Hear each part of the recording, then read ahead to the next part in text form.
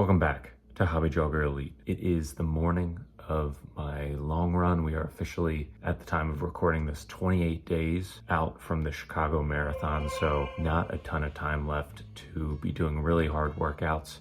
And this is sort of one of two, I would call, like sort of peak style workouts that I have left on my plan before we start to taper. So I typically do a 3-week taper almost, where, 3 weeks out, I usually have my last long hard run. And then from there, it's really a decrease in volume on that third week out, where I'm still doing pretty substantial workouts. Just the overall volume is down a bit.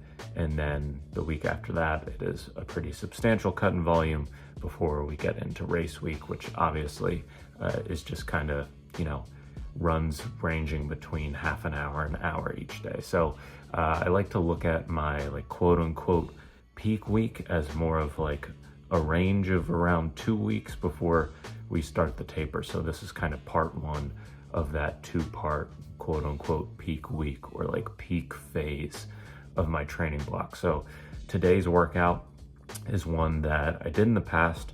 Try not to compare these workouts to the ways I've executed them in the past, because I've never trained this early, or I guess you would say late into the summer for an early fall marathon. I'm typically running marathons in November, which means that I'm typically doing the workouts that I'm doing right now, like in mid to late October, when the temperatures have really started to cool, whereas it is mid-September right now, and it is still very, very warm. Still feels like summer out there. So trying not to compare things, but today's workout is gonna be a couple miles of warm up, followed by 8 times 1 mile at like marathon effort or marathon pace with a 1 mile float. So it's pretty much 16 total miles after the warm up, where every other mile is a marathon mile and every other mile is a float mile.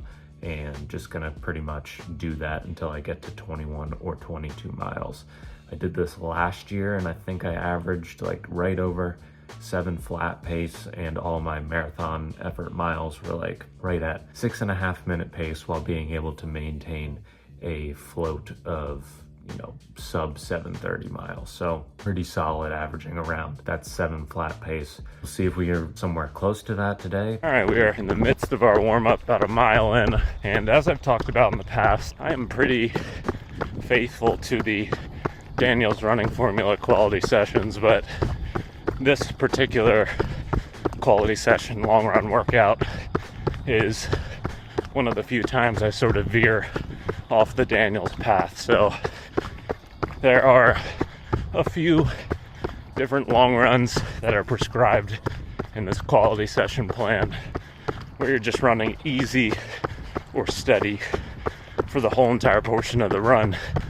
Personally, I just find it kind of monotonous, which I know can be good to get used to that monotony, and I do get used to that monotony at a higher intensity, but I get bored at just steady pace the whole time. So instead, this gives me a bit more engagement, alternating pace with each and every mile. And this is a workout that I have stolen from Megan Featherston of Featherston Nutrition, who works with Believe in the Run. I think she said that Megan Murray of Believe in the Run, who coaches her, have given her this workout on numerous occasions. I tried it for the first time last year, and again, it was just very engaging and broke up that constant monotony, just running the same pace for the whole workout. And as per usual, here in Pennsylvania, around mid-September, we always get a bit of a tease, a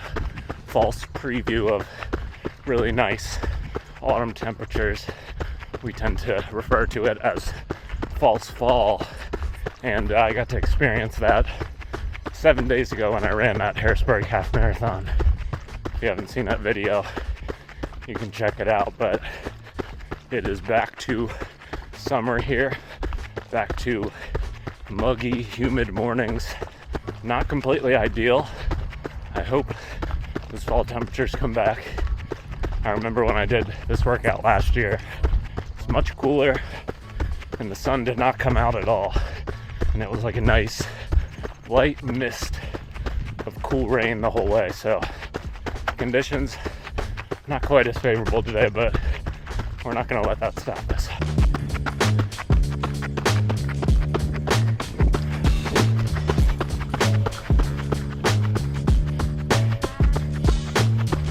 First marathon effort rep is done. I think I came in at 6:28 for the mile, so not bad. And I'm currently almost halfway through the steady float. So the idea with the float for this workout, at least in the way I'm thinking about it, is to be not quite like quote unquote steady pace, but more like steezy, I guess, where I am trying to stay right around a minute, within a minute of my marathon effort mile time. So for example, I ran 6:28 for that first time.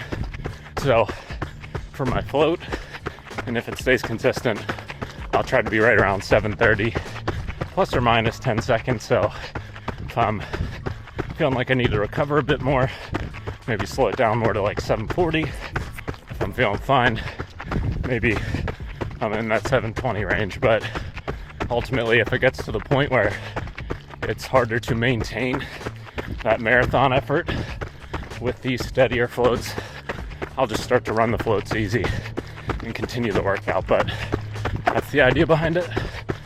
Check in a little bit.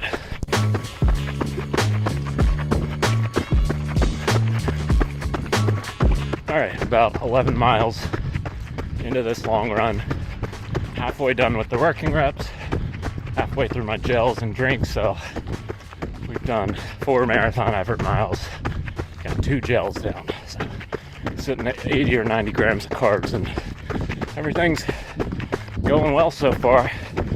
Marathon effort miles feel smooth. If anything, they're only feeling smoother throughout.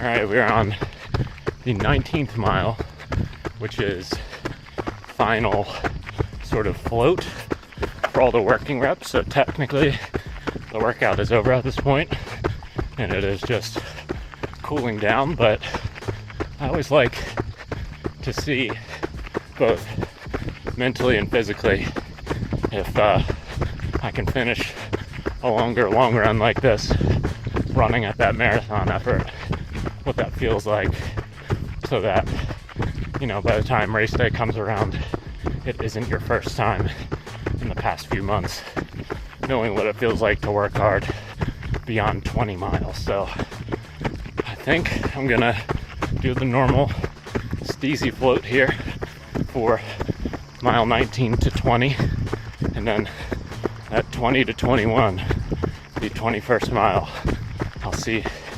I still have these marathon efforts in here. They have all fallen between like 6:30 and 6:24 for the most part, which is great. And they've all felt pretty good. If we can do that on mile 21, I'll be happy with this one.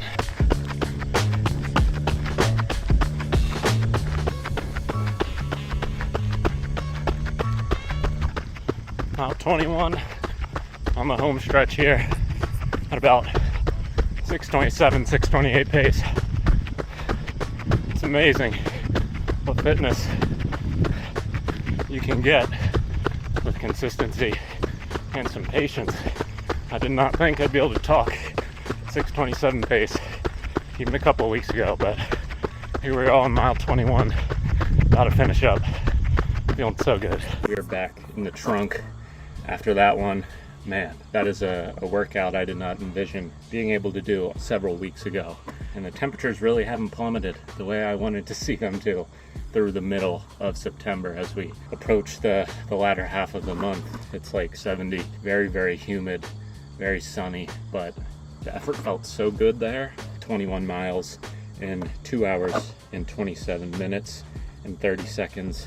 right about 7 flat average pace for the whole thing. 4 gels, so 1 at mile 4, and then right about at mile 9, 13, and 17. And then all 100 grams of carbs in 20 ounces of water for the scratch. So that is about 190, pushing 200 grams of carbs in 2.5 hours, which is very, very solid. But in terms of the workout, again, it was a 4-mile warm-up with essentially alternating marathon effort, steady miles until the end of the run, until mile 21. So first 4 miles were 7:45, 7:23, 7:15, and 7:16 for the warm-up. And then again, alternating, went 6:28 for the first marathon effort, 7:21 for the first float recovery, then 6:28, 7:26, 6:25, 7:30, 6:23, 7:21, 6:25, 7:32, 6:25, 7:28, 6:24, 7:32, 6:27, 7:33, 6:26. So the floats definitely started to move towards the 7:30s, which is fine. It wasn't like a huge increase in terms of slowing down when it came to those, but marathon effort miles only got sort of steadier in that sort of mid 6:23 to 6:26 sort of range. Yeah, they all felt really, really good. Definitely feeling some progress with what marathon effort typically feels like. So that's a great way to sort of kick off what will be hopefully a strong finish to this training block before we get into the taper. And I don't really have what I would refer to as like a typical peak week. It is much more so just like the last several or few weeks leading up to the taper that I would consider more of like a peak phase. Not every workout I do is extremely marathon specific, but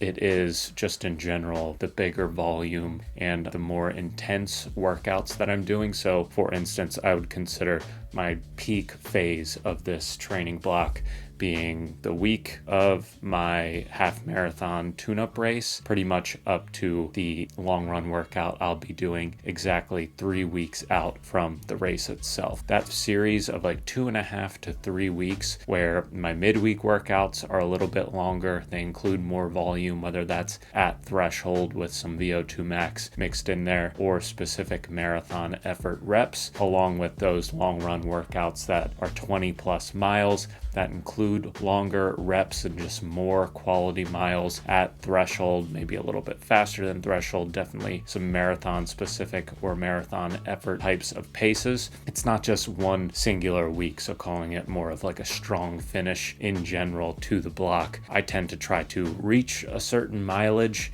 during my block and then sustain it for an extended period before tapering. I feel like there's more of a sort of training effect and continual stimulus in that way. That's how I'm sort of looking at the sort of peak phase of this block. It will be that half marathon tune-up this past week where I sort of got back on track with the 80 plus mile weeks right after that half marathon tune-up, and now this upcoming week. That'll do it for another week of marathon training. Got back to our 80 plus mile ways this week, and it was not easy going for Monday, Tuesday, Wednesday.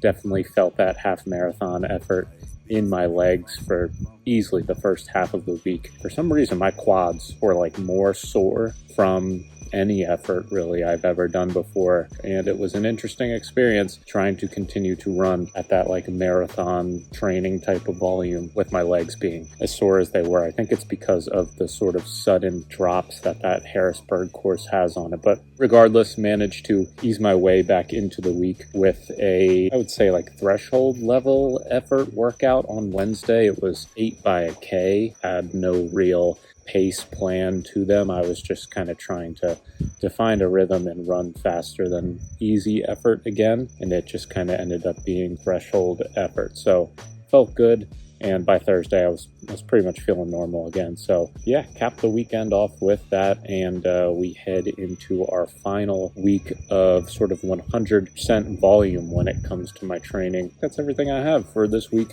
of marathon training, so catch up soon. Peace.